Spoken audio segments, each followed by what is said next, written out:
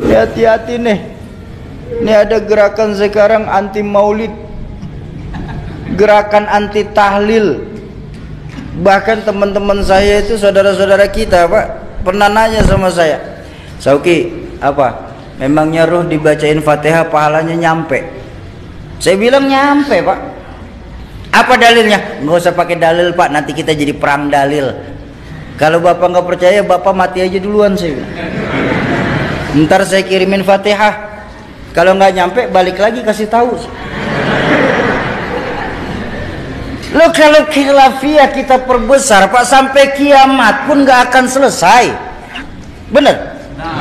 Makanya Al-Quran memberikan jalan tengah. Apa jalan tengah yang Al-Quran ajarkan? Lana a'maluna walakum a'malukum. Jadi buat saya yang senang maulid kita di Pekanbaru, bagus, terusin. Baginda Nabi senang. Yang nggak suka maulid juga udah diem-diem aja, Pak. Nggak usah pakai ngata-ngatain yang maulid dan bakal masuk neraka. Dikit-dikit neraka, dikit-dikit neraka. Emang neraka punya bapak moyangnya? Hati-hati nih, hati-hati.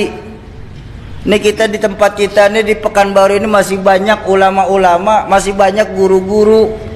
Dan mohon maaf Bapak Ibu, cari ulama dan tuan guru kita ini yang sanad keguruannya mutawatir, sambung menyambung sampai kepada baginda Rasulullah Sallallahu Alaihi Wasallam. Ini penting sanad keguruan nih. Makanya saya agak kurang setuju ketika ada yang bilang bahwa hukum Islam itu cuma dua, kembalikan kepada Quran dan Sunnah. Buat saya orang bodoh ini, Bapak Ibu saya sekalian, buat saya orang bodoh ini, kalau kita mengambil hukum dari Quran dan Sunnah, terlalu pandailah kita, Pak. Kenapa? Bahasa Quran itu terlalu luas untuk diterjemahkan, Pak, kalau lewat terjemahan saja. Bahasa Quran dan hadis itu sangat luas kalau kita cuma memahami Quran lewat terjemahan. Satu contoh, mohon maaf, dalam Al-Quran yang diperintahkan itu cuma sholat. Betul apa enggak? Apa dijelaskan dalam Al-Quran sholat zuhur, asar, maghrib, isya, subuh? Di mana kita temuin? Hadis. Dalam hadis pun cuma dijelaskan 5, tapi bagaimana mengerjakannya dijelaskan apa enggak? Contoh hadis yang paling gampang. Baginda Nabi bersabda dari Imam Ahmad, "Shallu kama ra'aitumuni usolli." Salatlah kamu sebagaimana kamu melihat aku sholat. Ini kalau kita terjemahkan ya. Mohon maaf saya tanya, ada di sini yang pernah ketemu Rasulullah? Ada yang pernah duduk di belakang Rasulullah? Terus bagaimana kita tahu sholatnya Rasulullah?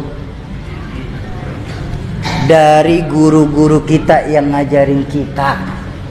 Ini loh pentingnya. Makanya hukum Islam itu bukan cuma 2 tapi 4. Ada Quran, ada Sunnah, ada ijma, ada qiyas. Yang nggak ditemukan di Quran bisa kita temukan di hadis. Yang nggak ada di Quran dan hadis bisa kita temukan di dalam ijma. Yang nggak ada dalam ijma bisa diqiyas melalui ulama-ulama kita. Bayangkan untuk memahami untuk berijtihad satu hukum, ada syarat ijtihad, Pak. Paling tidak dia harus hafal 30 juz, 114 surah, 6230 sekian ayat. Selesai? Belum. Dia harus tahu asbabun nuzul dari ayat tersebut. Selesai? Belum. Dia harus mengkhatamkan minimalnya 3 tafsir Al-Quran yang masyhur, tafsir Jalalain, tafsir Ibnu Katsir maupun tafsir Tabari. Silakan. Selesai? Belum. Dia harus belajar asbabun nuzul. Untuk tahu asbabun nuzul berarti harus belajar hadis. Untuk tahu kedudukan hadis kan harus belajar mustalahul hadis. Untuk tahu mustalahul hadis ya tentu harus belajar asbabul wurud. Untuk tahu asbabul wurud ya harus belajar fikih. Untuk tahu fikih yang ngaji sama ulama-ulama yang ada sekarang. Jangan ngajinya sama Mbah Google.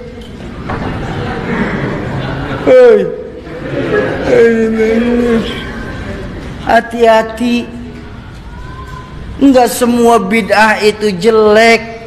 Enggak semua yang tidak dilakukan Rasulullah itu jelek.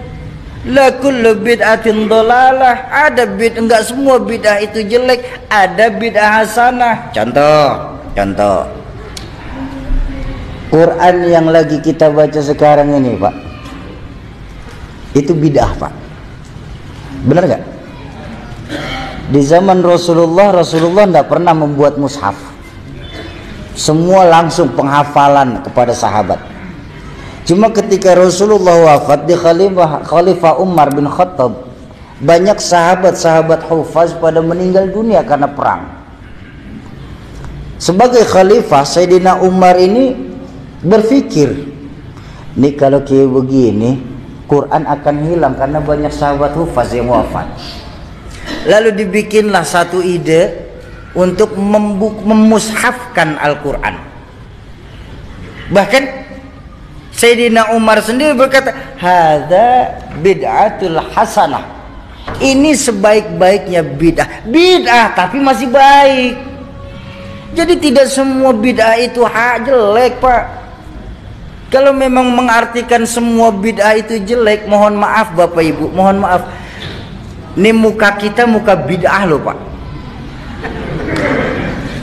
Zaman Nabi nggak ada potongan kayak kita, Pak. Bid'ah tuh operasi plastik.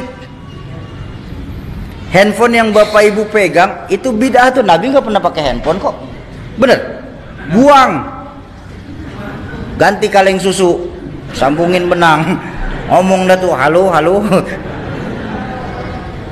Ayolah kita sesama Islam nih, kita saling asuh.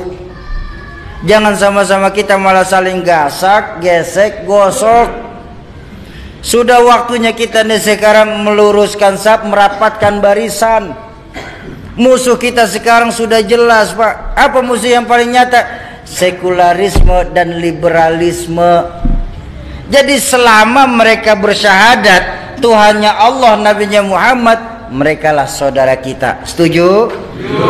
Jangan suka kita mengkafir-kafirkan. Ingat dakwah baginda Nabi itu mengislamkan orang kafir.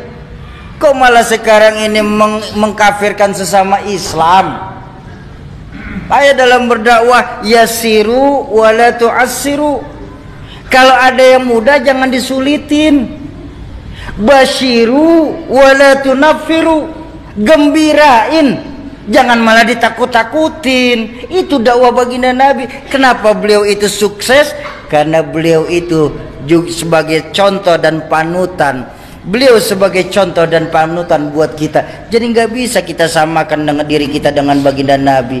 Dan wajar ketika baginda Nabi itu diperingatin maulidnya, Pak. Jadi nggak ada istilah itu melakukan maulid itu bid'ah. Apa bid'ahnya? Oh, kita tambah kenal sama baginda Nabi.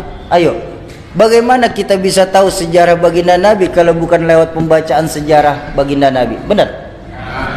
Tuh Nabi Muhammad seorang manusia biasa, Sauki.